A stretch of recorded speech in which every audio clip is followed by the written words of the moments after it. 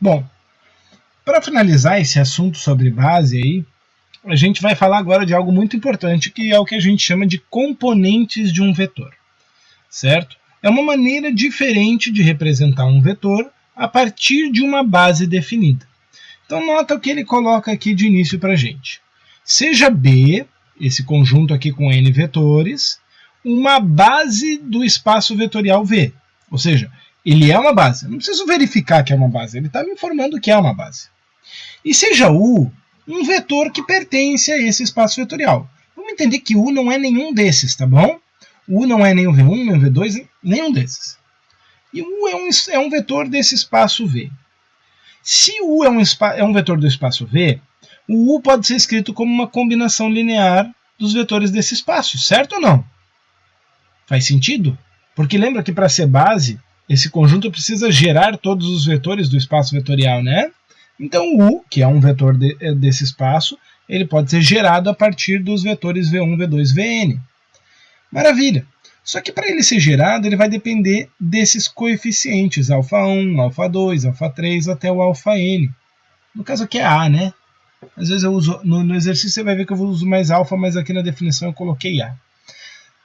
Esses coeficientes vão definir o U. E eles podem ser, inclusive, nulos, tá ok? Todo vetor desse espaço vetorial V vai poder ser escrito nesse formato. Cada um vai ter um grupo, um conjunto de coeficientes distintos. E aí quer dizer que eu posso escrever esse meu vetor U a partir desses coeficientes. Então, eu vou representar um vetor chamado U de B, que são as componentes de U na base B. Ou seja, como eu posso escrever aquele meu vetor U original a partir dos vetores da base B. E como que eu vou representar ele? Só através, então, dos coeficientes. Tanto nessa forma mais usual, que a gente usa com parênteses e as componentes, aqui as coordenadas vetoriais, como também na forma de uma matriz, se for necessário. Beleza? Então vamos lá. Considerando então três bases. Aqui a base A. Quem que é essa base A aqui do R2? Isso, é a canônica, exatamente. Aqui a base B, formada por esses dois vetores, é base, não preciso verificar, já foi verificado anteriormente. E a base C, tá ok? Também é base. Todas bases do R2. Ele quer que eu determine as coordenadas de VA, VB e VC.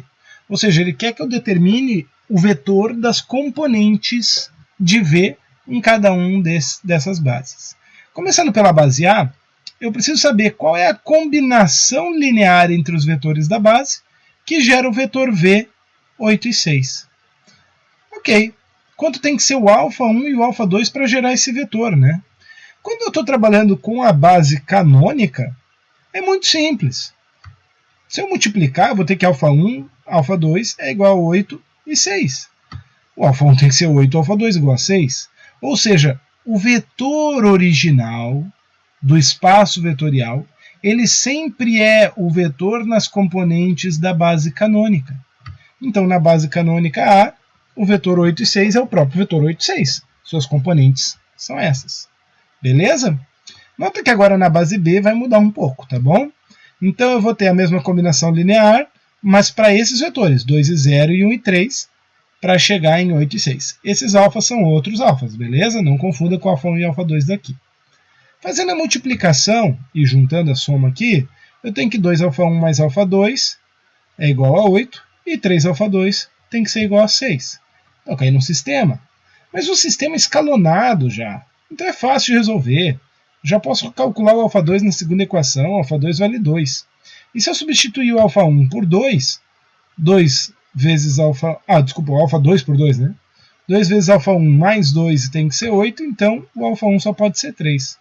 Portanto, o vetor V de B, ou seja, o vetor V, as componentes de V na base B, são 3 e 2. Ou seja, 3 vezes esse primeiro vetor, mais o dobro do segundo vetor, vai gerar o vetor 8 e 6. Perfeito? Ficou claro isso? Vamos ver na base C, então. Mesma ideia, mesma resolução. Então eu tenho aqui uma combinação linear com alfas 1 e 2, que tem que gerar o vetor 8 e 6. Faço a multiplicação e a soma. Então, α1 mais 2, α2, menos 3, α1, mais 4, α2. E isso tem que ser igual a 8 e 6. Montei o sistema. Nota que esse é um sistema que não está escalonado. Perfeito? Conclusão, você vai ter que resolver. E uma das maneiras de resolver é o método de Cramer, método da matriz inversa. Fica à vontade, tá bom? Você pode escolher. Até me perguntaram na semana passada, professor, mas fazendo por outro método vai dar resposta diferente? Não, é o mesmo sistema, tem que ter a mesma solução. Eu gosto do método de Gauss, não vou negar. Então vou aplicar o método de Gauss. Monto ali a minha matriz ampliada. Vou pegar para zerar esse menos 3, vou somar com o triplo da primeira linha. Então vou ter a segunda linha agora 0, 10 e 30. Reconstruindo as equações, a segunda linha diz que 10 a 2 é igual a 30. Logo, o A2 igual a 3. Volta o A2, então, como 3 na primeira linha. A1 mais o dobro de 3 igual a 8. A1 igual a 2. Portanto, o meu vetor V, as componentes de V na base C são 2 e 3. Isso quer dizer que eu preciso pegar o dobro desse primeiro vetor da base, mais o triplo do segundo vetor da base, para formar o vetor 8 e 6. Ficou claro isso? Vamos ver um exercício um pouquinho diferente. Novamente, ele me dá uma base, tá? Ele diz aqui os vetores V1, V2, V3, e na letra A ele pede que eu prove, né? Mostre que o conjunto V1, V2, V3 é uma base do R3. Bom, tem 3 vetores, pode ser uma base do R3. Beleza. Para verificar se é base, primeiro passo, vou verificar se são linearmente independentes. Aquela construção de uma combinação linear igual ao vetor nulo, multiplica e soma, chega num sistema. Esse sistema é um sistema escalonado, pessoal? O que vocês acham? Lógico que é, né? Se eu fizer pequenas mudanças ali, até posso enxergar ele. Mas, veja, cada equação tem uma incógnita menos que outra. Então, sim, posso dizer que ele está escalonado. Logo, eu tenho que o α1 é 0. Se o α1 é 0 aqui na segunda equação, o α2 é 0. Se α1 e α2 são 0, na terceira equação, α3 igual a 0. Portanto, esse conjunto é linearmente independente. Tenho ainda que verificar se ele é capaz de gerar o espaço R3. Então, eu tenho que mostrar que a combinação entre esses vetores pode gerar um vetor genérico x, y, z. Vamos lá. Mesma multiplicação, vai cair num sistema muito parecido, só que ao invés de 0, 0, 0, agora eu tenho respostas x, y e z. Primeira equação está muito clara. O α1 tem que ser x. Como fica a segunda equação com α1 valendo x? O dobro de x mais α2 igual a y. Isolo o α2 tem que ser y menos 2x. Como fica a terceira equação trocando α1 por x e α2 por y menos 2x? Então, 3x mais o dobro de y menos 2x mais α3 igual a z. Nota que aqui eu vou fazer a distributiva, vou juntar 3x com menos 4x que vai aparecer, vou isolar o α3. Vai ficar z mais x menos 2y. Nota que cada uma das coordenadas, α1, α2 e α3, elas foram escritas de maneira exclusiva. Ou seja, o α1 é só x, o α2 é y menos 2x, ela não depende do α1 ou ela não tem valores diferentes, ela sempre vai ser y menos 2x. E o α3, z mais x menos 2y. Para cada conjunto x, y, z que eu der, eu vou ter uma resposta única para esses alfas. Conclusão, sim, os vetores V1, V2 e V3 formam um conjunto capaz de gerar o R3. Então, letra B, item 1, mostrar que o conjunto era uma base, está mostrado. Obedecer as duas condições. Ok? Item 2. Determinar as componentes de V542 em relação à base B. É o mesmo que a gente fez no exemplo A. Tá ok? Então, eu tenho que ver qual é a condição desta combinação linear desses três vetores V1, V2 e V3 para formar o vetor 5, 4 e 2. Faz as multiplicações, né? Muito parecido com o que tinha feito antes. Vai montar um sisteminha muito parecido com o de antes, mas agora a resposta sim. Se α1 tem que ser 5, muito claro isso.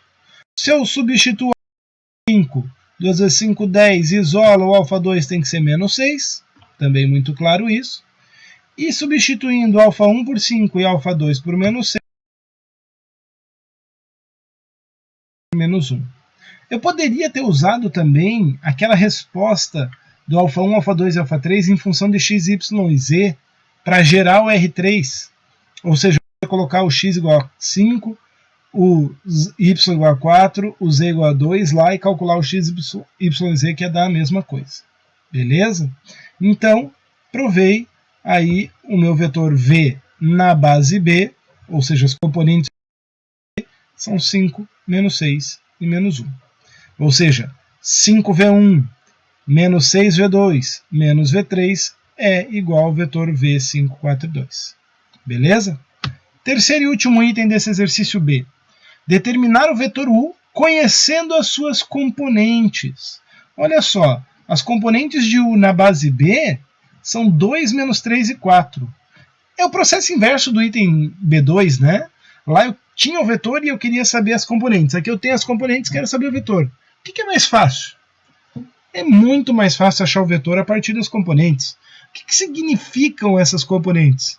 Significa que U é formado pelos vetores da base B, sendo o dobro de V1 menos o triplo de V2 mais o quádruplo de V3. Ou seja, U é 2 vezes esse vetor, menos 3 vezes esse vetor, mais 4 vezes esse vetor. E aí é só fazer as operações, né? Faz as multiplicações. Então eu tenho ali 2, 4, 6, menos 0, 3 e 6. Vê que eu não usei o negativo na distributiva aqui para dentro, só multipliquei por 3, deixei para depois subtrair. E 4 vezes 1, 4, o resto é tudo 0. Somando as coordenadas, então o meu vetor U, meu vetor no espaço R3 é 2, 1 e 4. Beleza?